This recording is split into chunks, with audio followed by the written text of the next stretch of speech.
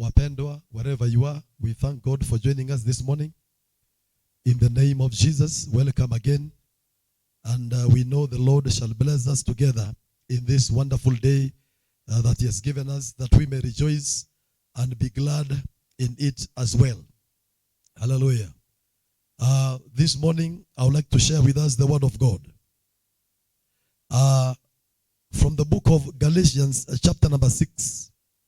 If we can go there, Galatians chapter number 6, from verse number 7, number 8, and number 9. Hallelujah. And the Word of God says in the Galatians chapter number 6, from verse number 7, be not deceived, God is not mocked. For whatsoever a man soweth,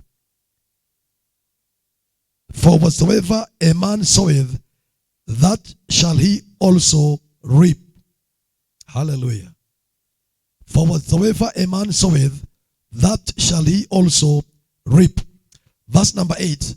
For he that soweth to his flesh shall of the flesh reap corruption. Hallelujah. For he that soweth to his flesh shall of the flesh reap corruption. But he that soweth to the Spirit shall of the Spirit reap life everlasting. Verse number 9. And let us not be weary in well-doing, for in due season we shall reap if we faint not. Hallelujah. Praise the name of the living God. So this morning I want to share with us about sowing and reaping. Praise the name of the living God. And by the grace of God, I want to share with us a few principles concerning sowing and reaping. Praise the name of the Lord. A few principles concerning sowing and reaping in the name of Jesus. So wherever you are, I'm glad that you have found time to join us, and because we want to bring us to this understanding. Hallelujah. Praise God. What does sowing refer? Sowing refers to the decisions that we make in life. Hallelujah. Sowing refers to the decisions that we make in life. Every choice that we make in life, we are sowing. Hallelujah. Kila uamuzi ambao unafanya maishani mwako ni kupanda, unapanda. Na pengine ningesema hivi, ya kwamba kupanda kunafanyika katika njia tatu. Hallelujah. Sowing. Kupanda kunafanyika katika njia tatu. Njia ya kwanza, by the words that you speak, you are sowing something. Kwa maneno ambayo unanena, kama sasa ni kuongea naongea neno la Mwenyezi Mungu. Hili neno ni kupanda, napanda katika mioyo ya ambao wananisikiliza. Kwa hivyo maneno ambayo mtu anaongea ni maneno ambayo anapanda jambo nayo. Hallelujah. Biblia inasema katika kitabu cha Methali ya kwamba life and death are in the power of the tongue. And whosoever knows how to use his tongue, he shall reap from whatsoever he has said. Hallelujah. Kwa hivyo maneno ambayo tunanena, iwe kwa siri ama hadharani, maneno tunayowanena ni mambo tumepanda katika maishani mwetu. Ni mambo tunapanda katika maisha ya watu ambao wanatusikiliza, na ni maneno tunapanda hata katika environment ambayo tunaishi. Kwa hivyo sowing and reaping inafanyika hata pia kwa maneno. Yesu akasema hivi, ya kwamba kila mtu atatoa hesabu ya kila neno ambalo alinena akiwa katika mwili. Hallelujah. Kwa hivyo hii mambo ya kupanda na kuvuna yanafanyika pia katika maneno. Nitaongea zaidi pale nyuma. Hallelujah. Kwa maana kuna watu ambao wamepoteza marafiki kwa sababu ya maneno ya vinywa vyao, na baadaye wanalalamika, mbona sina marafiki? Mbona rafiki fulani aliniwacha? Lakini huyo mpendwa anakosa, anasahau ya kwamba huyo ndugu ama dada aliyekuwa rafiki wake alimuondoka na kamwacha kwa sababu ya maneno alionena mabaya, kwa sababu ya maneno ya kinyume alionena. Haleluya. Israeli walipofika katika kingo ya kuingia Jordan, katika nchi ya baraka, walikosa kuingia kwa sababu ya maneno mabaya ya wachache walioyanena. Wachache wakaongea wakasema kwamba nchi ambayo tunaenda ni nchi ambayo inakula watu wao, ni nchi ambayo iko na hasara, ni nchi ambayo iko na kilio, na wakavunja mioyo. Haleluya. Wakavunja mioyo. Hawakuzuia watu wasiingie kupitia upanga ama silaha, lakini ni kwa maneno ya vinywa vyao. Yakobo anasema hivi ya kwamba ulimi ni chombo kidogo sana. Haleluya. Ulimi ni chombo kidogo sana, lakini tazama moto wa aina gani ambao unaweza kuwakishwa kupitia chombo hicho kidogo kinaitwa ulimi. Na anakilinganisha na chombo ndani ya meli ambacho inaitwa, kinaongoza meli, the rudder katika meli, meli kubwa, mashua kubwa, lakini inaongozwa na chombo kidogo kinaitwa rudder, ambaye rubani wa meli anakifuta huku na kule na anaongoza meli kubwa sana. Hivyo ndivyo analinganisha kinywa ambacho kinaongea maneno. Haleluya. Kwa hivyo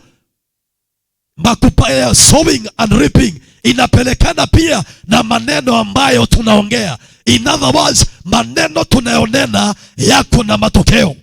Haleluya. Jambo la pili ambalo linahusika katika kupanda ni matendo ya maisha yetu. Hallelujah. We also sow some things in our lives, mainly by the actions of our lives. Somebody say hallelujah. Na hii ndio the major one. Hallelujah. Matendo ambayo tunafanya ni mambo ambayo tumejipandia. Hallelujah. Matendo ambayo wanadamu wanafanya, yawe mazuri ama mabaya, ni mambo ambayo yatakuwa na matokeo, na matokeo itakuwa kwao wenyewe. Praise the Lord. Hebu tusome pamoja kitabu cha Isaya, mlango wake ni wa 3 mstari wa 10. Maandiko tumeyasoma sana. Hallelujah. Praise the name of the living God. Ya kwamba matendo ambayo tunafanya, hallelujah, ni kupanda, tunapanda. Matendo uliyofanya jana, juzi, miaka iliyopita, ambao ulifanya wewe mwenyewe ama ukafanyia watu wengine, yawe mazuri ama mabaya, ni mambo ambayo umejipandia mwenyewe. Haleluya. Na kile ambacho umepanda kitamea na utavuna. Isaya anaelezwa na Mwenyezi Mungu anene maneno haya. Katika Isaya 3 mstari wa 10 inasema, say ye to the righteous that it shall be well with him. Why? For they shall eat the fruit of their doings. Hallelujah. Oh, praise the name of the living God. Ya kwamba watu watakula matokeo ama matunda ya matendo yao. Hallelujah. Kwa hivyo matendo ambayo tunafanya siku kwa siku ni mambo ambayo tumepanda, na yatakuwa na matunda, yatakuwa na matokeo. Na sisi wenyewe ambao tuliyapanda, yawe mazuri ama mabaya, tutayavuna na tutayakula. Hallelujah. Kwa hivyo sowing and reaping inaendelea kila wakati. Kuna mambo ambayo tunayafanya consciously, tukiwa tunayajua, sowing inaendelea. Na kuna mengine tunayafanya ama tunayanena casually, pasipo kujua, unconsciously, bila hata kukusudia ama bila kupanda. Lakini kama jinsi Yesu alivyosema, kila mtu atatoa hesabu for every idle word that was spoken. Hallelujah. So sowing and reaping, and particularly sowing, is going on even when we do not know. Hallelujah. Tunafanya maneno na hatujui ya kwamba we are sowing. Tunaongea maneno na hatujui ya kwamba we are sowing. Kwa hivyo sowing is going on throughout. Hallelujah. Jambo la 3 ambalo kulipitia pia we are sowing ama tunapanda is by our attitude. Hallelujah. By your attitude, ile nia ambayo uko nayo, your attitude towards something and towards things, your attitude towards God ni kitu ambacho umejipandia. Attitude ni nia ya moyo ndani ya mtu, hajasema na hajafanya, lakini iko ndani yake. Tuseme amen. Hallelujah. Kuna watu wanakuchukia lakini hawajasema, hawajafanya jambo, but you can sense ya kwamba wanakuchukia. Kuna watu wanakususpect ya kwamba pengine wewe ni mgonjwa, hawaongei, hawafanyi, lakini it is the attitude of the heart. Hallelujah. Oh, praise the name of the living God.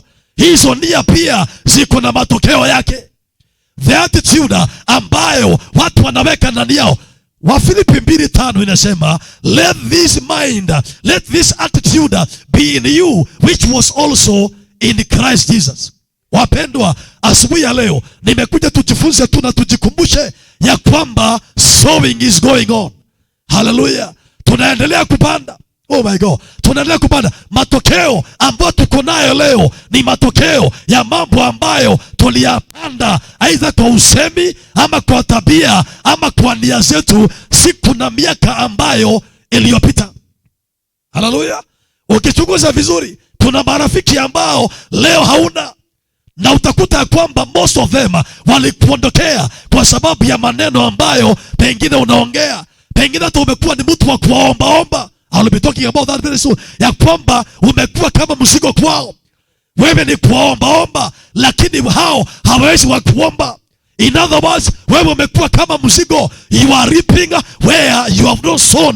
Na hutaki kupanda maishani mwao. Wao ndio wanakuwa wakusaidia until wanachoka na wewe wanakuondokea. Hallelujah. Unaweza kuwa umekuwa mtu wa udanganyifu. Umenena uongo mfululizo. Umewahapatia ahadi ambazo haujatimiza. Wamekuwa katika milango yako. Pengine wewe ni kiongozi, mwanasiasa ama kiongozi fulani, hakimu fulani, uko na mamlaka ya kuwafasaidia. You have been giving them false hope, false expectation. Kila siku, kuja leo, enda kuja kesho. Wamekuja wamechoka until wamehama, wameenda zao. And you will ask yourself, kwani wameenda wapi? Lakini ukichunguza vizuri, ni maneno na tabia ambazo umekuwa nazo ziliwakera, zikawafuja moyo. Hata makanisa kama hii, kuna watu wanaamua kuhama kwa sababu kuna mtu alisimama akaongea mambo ambayo hayakupaswa kunenwa. Hallelujah. Ama akafuata watu pale kwa barabara akawaeleza maneno ya kinyume, akawafuja moyo. Ama wakapigia simu akawaeleza maneno ambayo si ya kweli, na wapendwa wale wakafujika moyo, wakaamua kutokuja. Kwa sababu gani? Kuna mtu alinena maneno yasiyo sawa. Hallelujah. I'm talking about sowing and reaping. So I want to look at a few principles about sowing and reaping. Some of them nimegusia nikiwa naongea. Ya kwanza ni hii, ya kwamba people reap what they sow. They get what they activate. Whatever you activate, chochote ambacho una activate, it shall come back to you. Tuseme amen. Watu wanavuna kile ambacho wamepanda. Hallelujah. Oh, praise God. Hautavuna kitu hujapanda. I hear what I'm saying. Hawezi kuvuna kitu ambacho haujapanda. Majira haya ni majira ya kuvuna, na pia kuna wengine wanapanda. Lakini wale ambao wanavuna leo ni wale ambao mwaka ukianza walipanda. Hallelujah. Oh, praise the name of the living God. That is a principle in the kingdom of God. Hey, pengine kuna mtu ambaye anagoja kuvuna lakini hajapanda. Hakupanda matendo mazuri, hakupanda haki, hakupanda ibada, hakupanda maombi, hakupanda kumpendeza Bwana, lakini anatamani avune. Watu wanavuna kile ambacho walipanda. Somebody say hallelujah. Kitabu hiki cha Luka 6, kwa haraka maana muda wangu sasa umeanza kunipa kisogo. Luka 6. Hallelujah. Can we go there very quickly? Praise God. Verse 38. Bible says in Luke 6:38, give and it shall be given unto you, a good measure, pressed down, shaken together, running over, shall men give unto you. Ya kwamba kile ambacho unapeana ndicho ambacho kitakurejeleshea, kikiwa kimefinyiliwa, kimesukwa, kinafurika, wanadamu watakupa. When you are giving, you are sowing into the kingdom of God. You are sowing into other people's life. The Bible says, whosoever giveth unto the poor, he giveth unto the Lord. He lendeth unto the Lord. Na Bwana ataifanya ikurejelee. In other words, what you sow shall come back to you. If you sow nothing, nothing will come back. Haleluya. Utabakia tukingojea. Unashangaa watu wengine wanavuna, wanatangaza magunia ya viazi na mahindi wamevuna, wanatangaza matokeo mazuri ya mitihani wanapata katika shule, na ni kwa sababu ya bidii walioweka hiyo miaka 8 ya shule ama hiyo miaka 4 ya shule. Wanapotangaza I have a first class honors, wanatangaza ya kwamba ni bidii niliyoweka miaka 4 ama 3 katika college. Somebody say hallelujah. The principle is a principle that you reap what you sow. In other words, you go to sow so that you can reap. Are you hearing what I'm saying? It is not magic. Ibada ya Mungu sio magic. Kanisa la Bwana sio magic. Njia za Mungu sio magic ya kwamba tunakaa tunangojea mambo ifanyike, lakini ni kwamba tunavuna yale ambayo tunapanda. Hallelujah. Can you say amen? Can I take that further? Niseme hivi, in other words, God expects you to sow. Suseme haleluya. Mungu anakutarajia upande. Wakati Mungu aliweka Adamu na Hawa katika bustani ya Edeni, aliwapatia miche na miti yenye matunda ndani yake, ya kwamba ikivuniwa mbegu zake zikianguka zinamea tena. Sema amen. Haleluya. Aliweka miti na miche yenye mbegu ndani yake, ya kwamba ikianguka baada ya kukomaa inamea tena. Na pia akaambia Adamu na Hawa, nimewaweka hapa ya kwamba you replenish the earth, you multiply it, cause it to increase. How do you replenish it? Ya kwamba ukikata unapanda. Hallelujah. Ukitumia panda zingine. Praise God. God expects you and myself to sow. Somebody say hallelujah. I want to give us a scripture here that's going to help our lives in the name of Jesus. Hallelujah. Are you there? Can we go to Genesis chapter number 8? Nikielekea kumalizia haraka some of these principles in the name of Jesus. Hallelujah. Oh, praise God. Sema amen.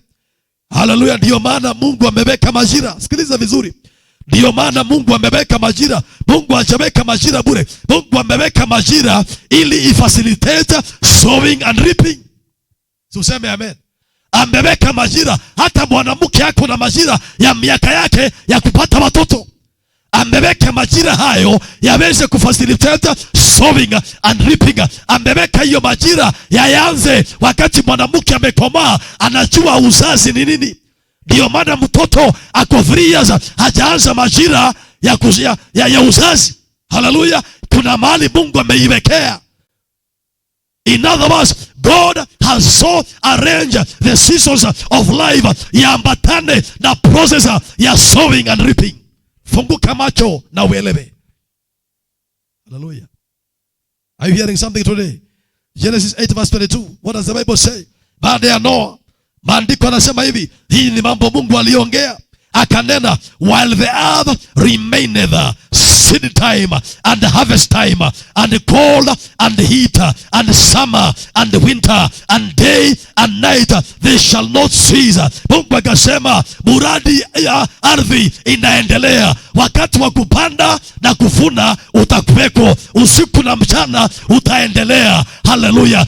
Baridi na joto itakuweko. Kwa sababu gani? Ili muwezeshe yule ambaye mwenye mbegu ya kupanda aingie katika process na pattern ya sowing and reaping.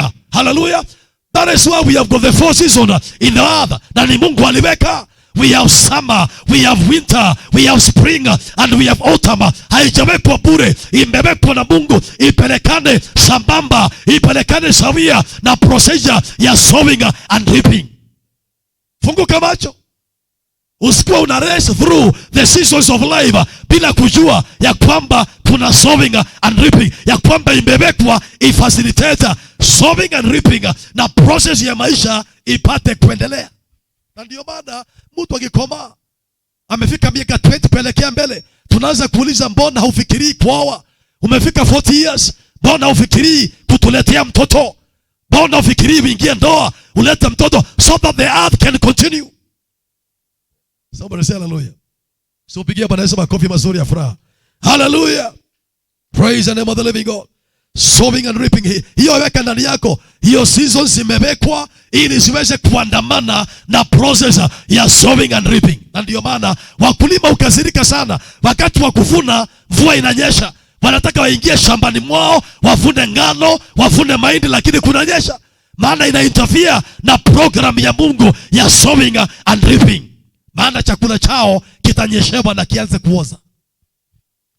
Unasikia inakuwa na moisture mingi na aflatoxin. Somebody say hallelujah. Number two, principle number 2. No one can sow anything for you. Sema amen. Mungu anakutarajia wewe mwenyewe ujipandie. Mungu hajapanga kwamba watu wapande kwa niaba yangu. Sikiliza hii. As long as you are not a child, and as long as you are not a madman, Mungu anatarajia ya kwamba ujipandie mwenyewe. Wale ambao wamekuwa excluded from this responsibility ni wale ambao ni watoto wachanga, maana hawaelewi, hawajui. Wako mikononi ya wazazi, wako mikononi ya tutors, wako mikononi mwa administrators until the day of maturity. Na yule mtu ambaye amepagawa akili haelewi kile kinaendelea. But the rest of us, we are normal. God expects us to sow for ourselves. Are you hearing what I'm saying? I cannot sow for you. Sikiliza hii. Na hii ni shida ambayo imesumbua watu wengi leo. Na ndio maana watu wengi hata wafanyi kazi. Na Mungu anachukia wale ambao hawafanyi kazi. Maana aliweka principle ya kwamba man shall eat bread by the sweat of his brow. Jipandie mwenyewe. Anasema jipandie haki. Si useme amen. I cannot sow for you. Na ndio maana I can only seek God for myself. I cannot seek a God for you. Lakini leo watu wengi wanangoja ya kwamba pastor atafute Mungu kwa niaba yao. Mungu wanatafuta pastor aombe kwa niaba yao. You can only praise God for yourself. I cannot praise God for you. I can only praise God for myself. Take responsibility. Hallelujah. Na ujipandie haki, jipandie mema, jipandie kwa maneno yako, jipandie kwa matendo yako, jipandie by having the right attitude in your spirit. Are you hearing what I'm saying? Na ndio maana Daudi alipoambiwa na Mungu enda katika shamba ya Arauna na pale uniinulie madhabahu. Arauna alipoelezwa hivyo na Daudi, akamwambia Daudi, basi nimekupa shamba ya bure, nimekupa dhabihu zote za kutoa, kila kitu unachohitaji. Lakini Daudi akakataa. Alijua kwamba lazima nijipandie mwenyewe. Hosea anasema chapter number 10 and verse 12 ya kwamba sow unto yourself righteousness, ya kwamba jipandie wenyewe haki. I cannot be holy for you. Are you hearing what I'm saying?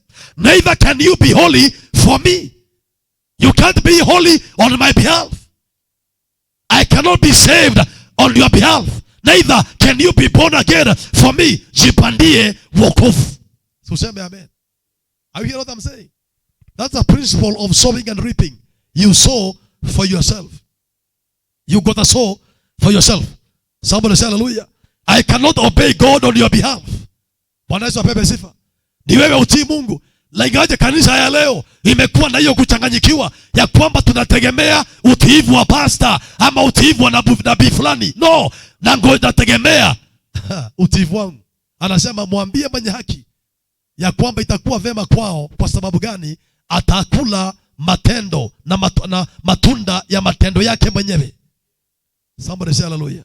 Sowing, I repeat, is a form of obedience. Ile kupanda ni njia ya kutii. Maana kila unapanda sio kingine, ni neno la Bwana. Na ndio maana Yesu akapeana the parable of the sower. Akasema kuna mpanzi alienda kupanda mbegu na akarusha mbegu zake, zikaanguka juu ya mawe, zingine juu ya barabara na zingine juu ya mchanga wenye rutuba. Na baadaye akasema mpanzi ni Mungu na mbegu ni neno na shamba ni mioyo ya watu. Hallelujah. Jipandie neno la Bwana. Praise God. And when you are sowing the word of God, it means you are obeying God. You are obeying the voice of God. You are obeying the word of God. Unafanya kile Mungu amesema. That is sowing. Hallelujah. Somebody say hallelujah. Sowing means taking responsibility. You are taking personal responsibility. Many people want others to pray for them. Tumesema hiyo. It never works that way. Sowing is a statement of responsibility. You are saying, I am taking personal charge, personal responsibility. Number 3. Principle number 3. It matters what you sow. Sema amen. It matters what you sow. It matters what I sow. In other words, what are you saying? Sowing. Ni aina gani ya mbegu ambayo unapanda? Maana ukipanda maovu, utavuna maovu. Si kweli? Watu nimesema hapa juzi, watu wataenda jehanamu kwa sababu ya namba 666 ama ya chip kuwekwa kwa ngozi ama kwa sababu ya vaccine. Watu wataenda jehanamu kwa matendo waliofanya. Paulo anasema matendo ya kila mtu itamfuata kuelekea kiti cha enzi. Sema amen.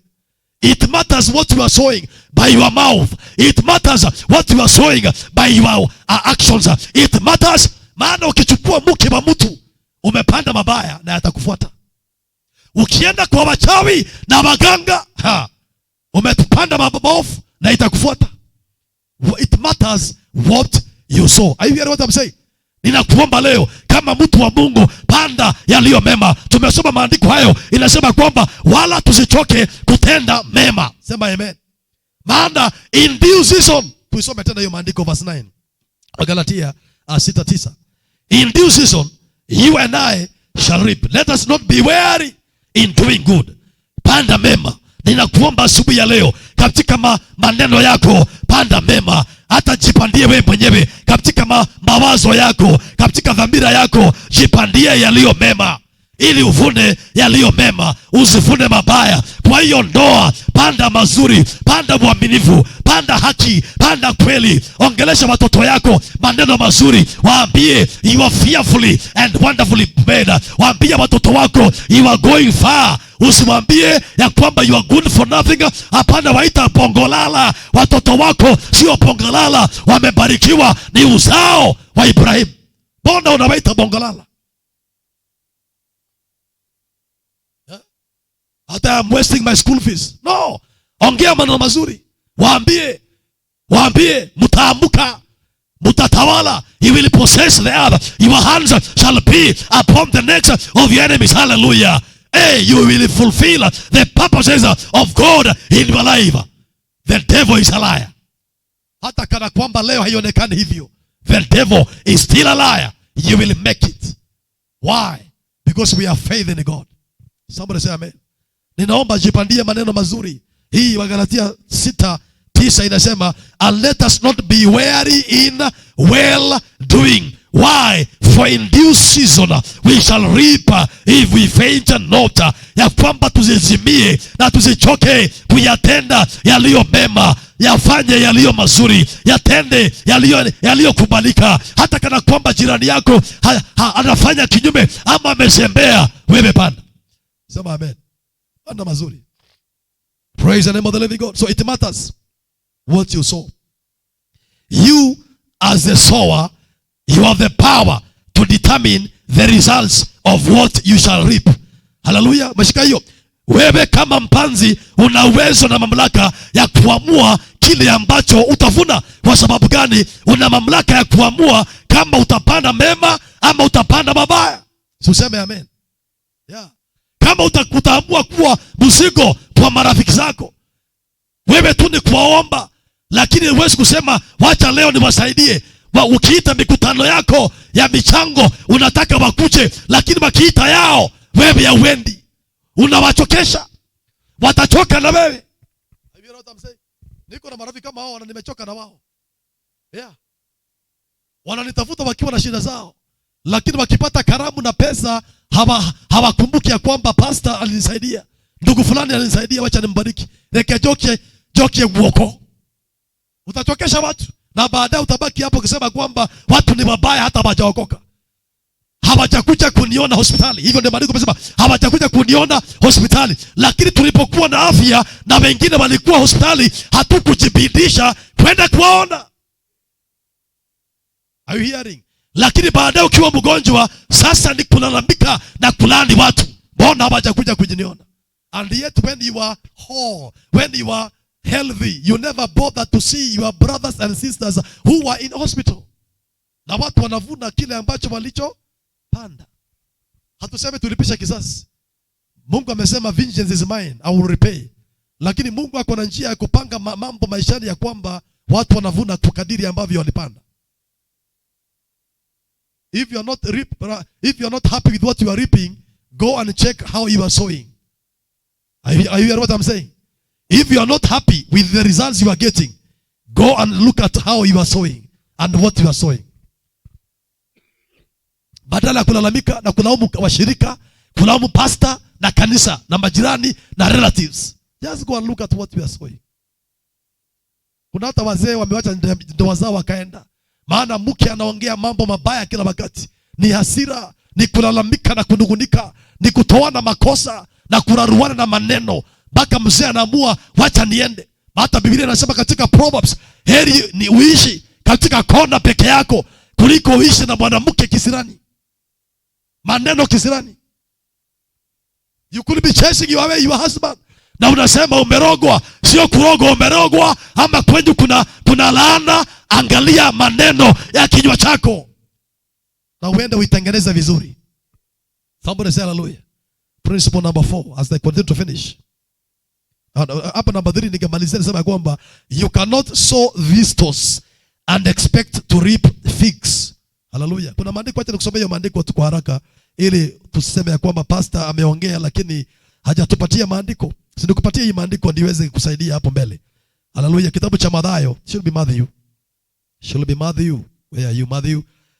Tumtafuta huyu Matthew. Yesu alisema haya maneno mwenyewe.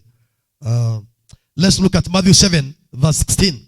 Mathayo 7:16. Naamini ya kwamba nanenea watu wengi mchana wa leo na ambaye Bwana masaidia. Nataka tufunguke macho.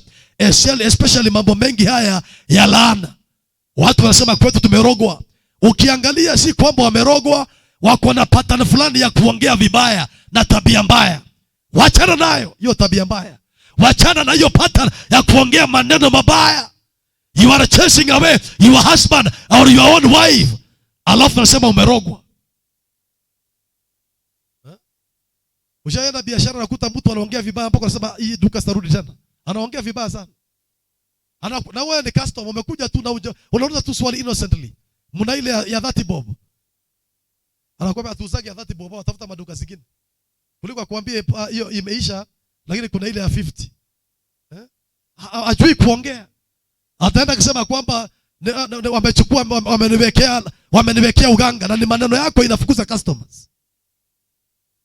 I know what I'm saying. Okay. Mathayo 7:16. Yesu akaongea maneno haya. You shall know them by their fruits. Do men gather grapes of thorns or figs of thistles? Anamaanisha, je, watu huvuna miba kutoka kwa mizaituni ama mizaituni kwa miba, miti ya miba? Hapana. Tuseme amen. Kile mtu anapanda hicho ndicho ambacho anafanya nini? Anavuna. Kanisa Bwana Yesu apewe. Nataka nikimbia hapa nimalize haya maneno. Another principle number 4. Hallelujah. Number 4. How much you sow also determines how much you reap. Hallelujah. Unaweza kuwa unapanda vizuri ni kweli, lakini umepanda kidogo. Kwa hivyo kama ungetaka upande mengi zaidi ama kiwango kubwa zaidi, ongeza kiwango ya kile ambacho unapanda. Tuseme amen. How much you sow determines how much you reap. Inaweza kuwa upandi mabaya, unapanda mazuri ni kweli, lakini kiwango ya yale mazuri ambao unapanda ni kidogo. Na ndio maana matokeo ni duni, matokeo ni haba. Kwa hivyo ukitaka kuongeza matokeo mazuri, basi ongeza upanzi wako, ongeza kiwango ya mbegu ya matendo mazuri ya imani ambayo unapanda. Tenda wema kwa wingi. Somebody say hallelujah. Praise the name of the living God. Hallelujah.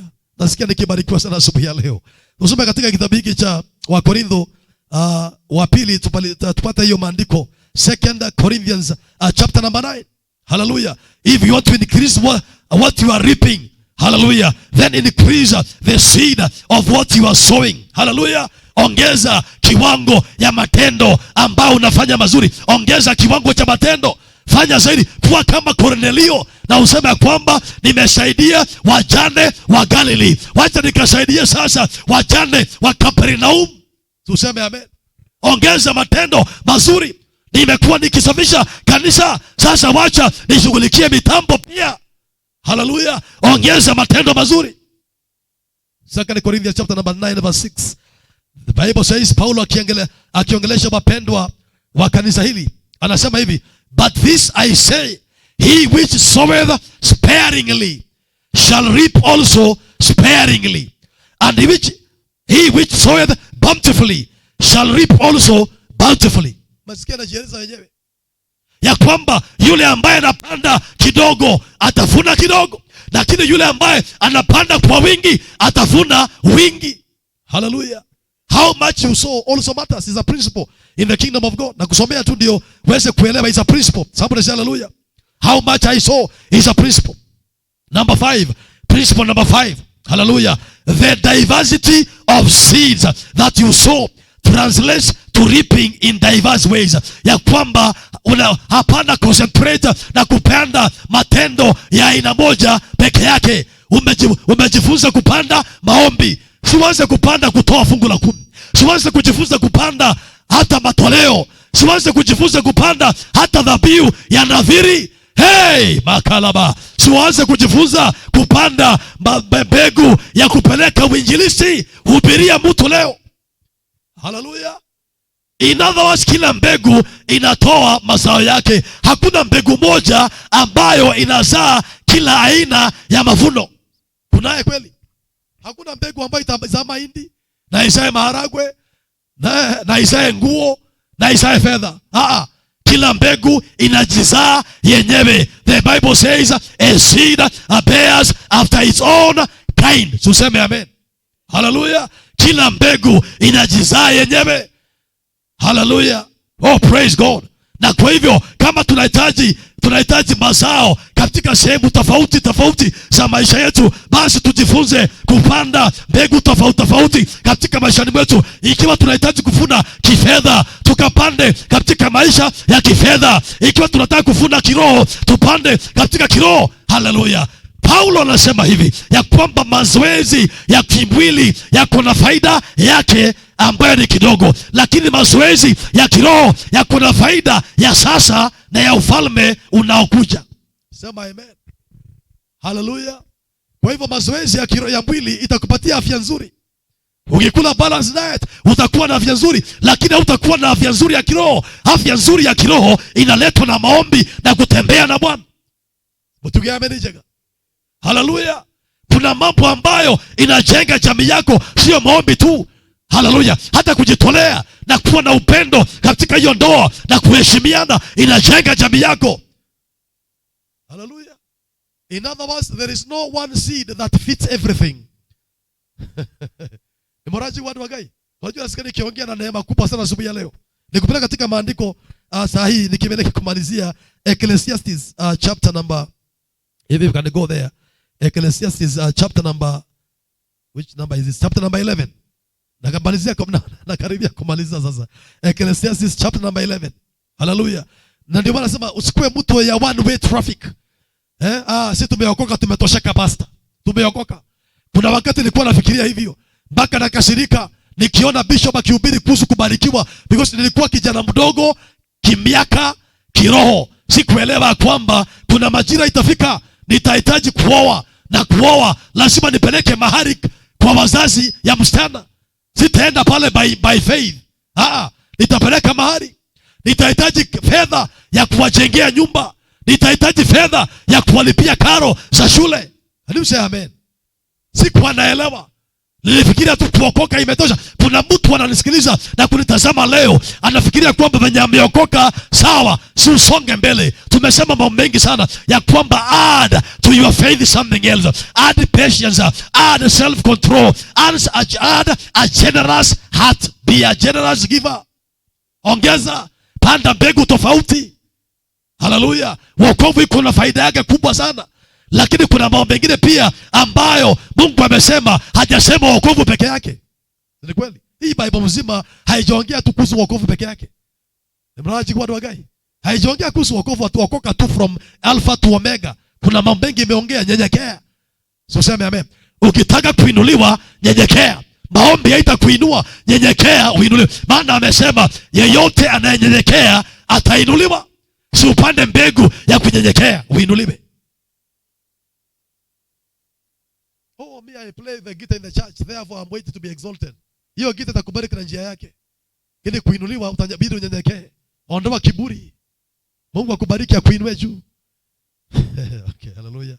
Najua nimeenda zaidi vile sikutarajia, lakini Mhubiri hapa 11 na nikimalizia these principles which the Holy Ghost by his grace ameweka ndani yangu, nikaona tushiriki nasi siku ya leo, maana Mungu wetu ni mwema. 11 twende mstari wake wangapi? Ecclesiastes chapter number 11, twende pale 4 up to 6. 11 Ecclesiastes chapter number 11 verse 4 up to 6 inasema hivi: He that observeth the wind shall not sow, and he that regardeth the clouds shall not reap. Verse 5: As thou knowest not what is the way of the Spirit, nor how the bones do grow in the womb of her that is with the child, even so thou knowest not the works of God who maketh all. Therefore, verse 6: In the morning sow thy seed, and in the evening withhold not thy hand, for thou knowest not whether that shall prosper, either this or that, or whether they both shall be alike good. Unasikia maandiko yanakuambia vizuri sana ya kwamba yule ambaye anaangalia mawingu hatavuna, hatapanda. In other words, mtu ambaye ni lazy, ako na mbegu mikononi mwake na amekataa kuipanda, huyo hatavuna kitu, amejiondoa katika hesabu. Hallelujah.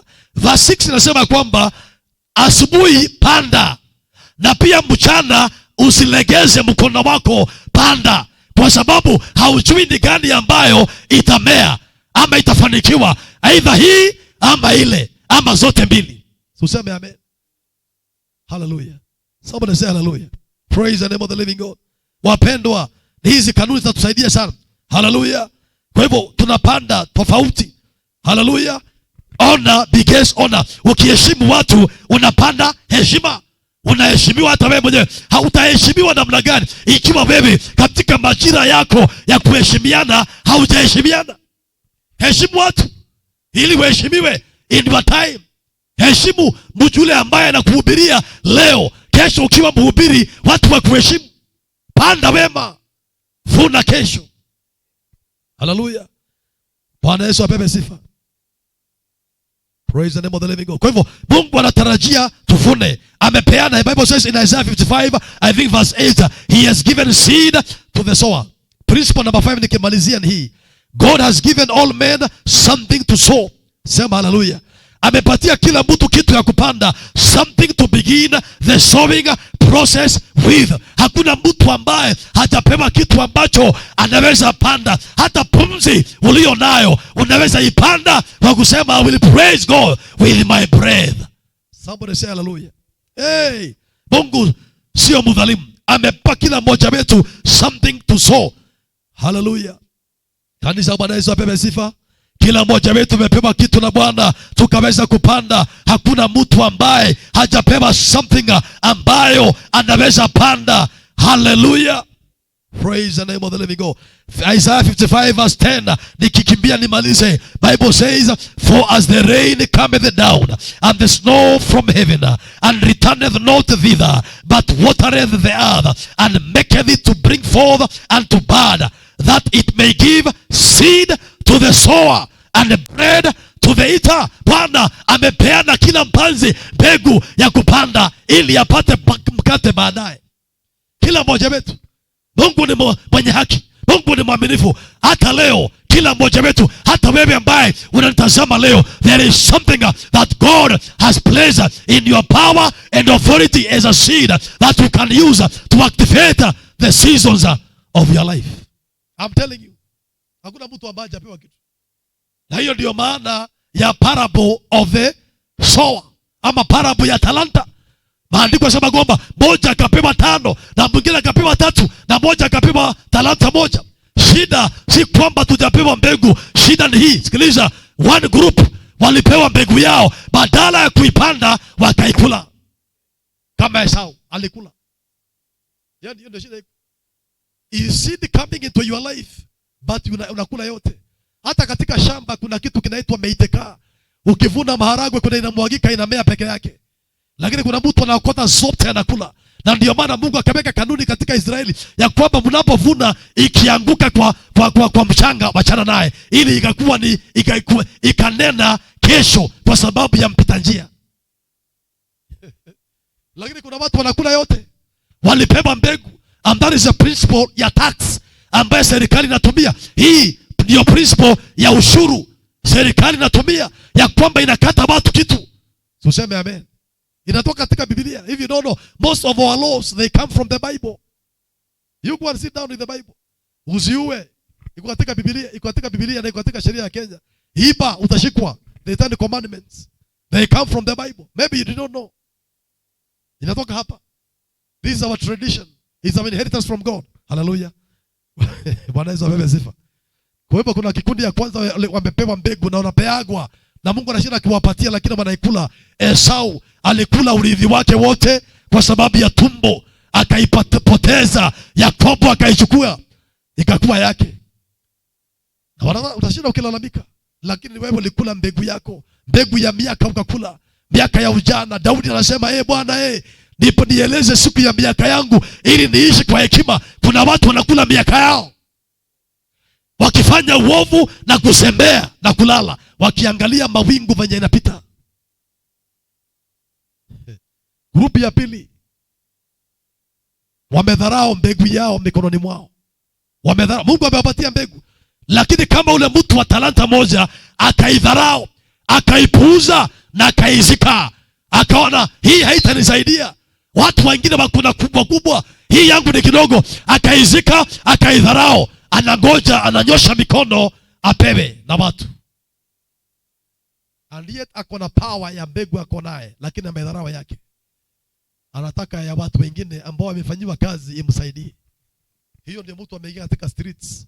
Inaweza kuwa ajenda katika streets ya kuombaomba, lakini anaombaomba from church to church, hata akiwa ndani ya kanisa. I know them. I've seen them. I don't want that to be my portion. Neither should it be your portion. Maana kuna kitu Mungu ameweka mikononi mwako, enda kazi. Chapa kazi. Tafadhali chapa kazi. Hallelujah. Hallelujah. So watu wamepewa hiyo. Remember, the God who gave ndiye aliweka hizo majira. Kwa hivyo kuna wale ambao wamepuuza na kudharau. Sikiliza, I want to give you a view of the ways ya kujipandia. Paying of tithes ni njia ya kujipandia. Giving offerings and sacrifices. Hallelujah. Kutoa mwili wako kama dhabihu kwa Mwenyezi Mungu ni njia ya kujipandia. Offer your bodies a living sacrifice. Prayer and fasting ni njia ya kujipandia. Kutoa matoleo kwa sababu ya maskini na mayatima kama Kornelio ni njia ya kupanda. Kutumikia Mungu na kusimama na kazi yake ni njia ya kujitolea. Hallelujah. Hata kutembelea wagonjwa hospitali ni njia ya kujitolea na kupanda mema. Somebody say hallelujah. Nataka nimalize, ndio maana nakimbia haraka haraka. Maandiko yanasema kwamba yule ambaye anaburudisha wengine hata yeye pia ataburudishwa. Somebody say hallelujah. Ukiburudisha wengine pia wewe unaburudishwa. Nataka nimalize kusema hivi wapendwa, ya kwamba kila mmoja wetu saa hizi hata wanamtazama, we know, they know, kila mtu anajua kile anafaa kufanya ili aanze kubarikiwa, aanze kuona. Kila mtu anajua. Shida ni kwamba tunajifanya hatujui. Dhamira zetu zinajua. Kuna mtu anajua kwamba nilikosea wazazi wangu, nafaa ni rectify. Kuna wazazi sijaheshimu, wanajua hivyo. They know, I have met them. Na wanazunguka wakiavoid hiyo suluhisho. Ninaomba asubuhi ya leo, maana unajua kabisa kile unafanya na unafaa kufanya, amuka leo na uifanye. Kazi ya mhubiri ni kukusukuma uifanye hiyo jambo, na pia kukupatia kielelezo ya kwamba inawezekana, akikwambia kwamba hata mimi nilikuwa pale na nikafanya hivyo. Kwa hivyo mpendwa, hata wewe unaweza sameheana kama ndiyo msamaha ambayo imekusumbua mpaka leo. Wasamehe.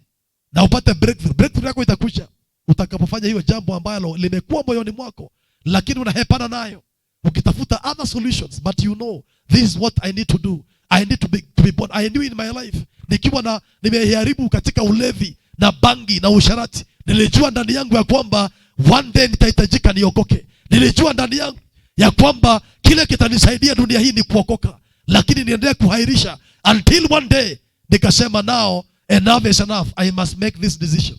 Kuna mambo unajua wewe mwenyewe unafaa kuyafanya. Pengine tayari umeokoka. Kuna mambo unajua tu ya kwamba I need to do it, lakini umekuwa ukihepa, hata unaiwekea fence isiguswe na watu. Unasema hiyo, ongea kila kitu yote, lakini hii msiguze. Mpendwa, amua kuiguza. It is your life and your life matters. Father, I thank you for your word this morning. I pray for grace kwa kila mmoja wetu ambao tumesikia sauti hii. Naomba Bwana tusaidie, tufungue, tuyafanye haya mambo ambayo umeweka ndani yetu. Tuweke huru Bwana kutoka ndani na nje. Tuinuke kwa imani, tuvunje kingo hizi ambazo zimetuzuia, ili tukapata kuinuka na kuona wema wako Bwana katika nchi ya walio hai. Na bariki wapendwa hao wote siku ya leo, waone wema wako wakitoka na kuingia, kwa sababu ya heshima na utukufu wa jina lako. Na ni katika jina safi la Yesu Kristo Bwana wetu nimeomba na kushukuru.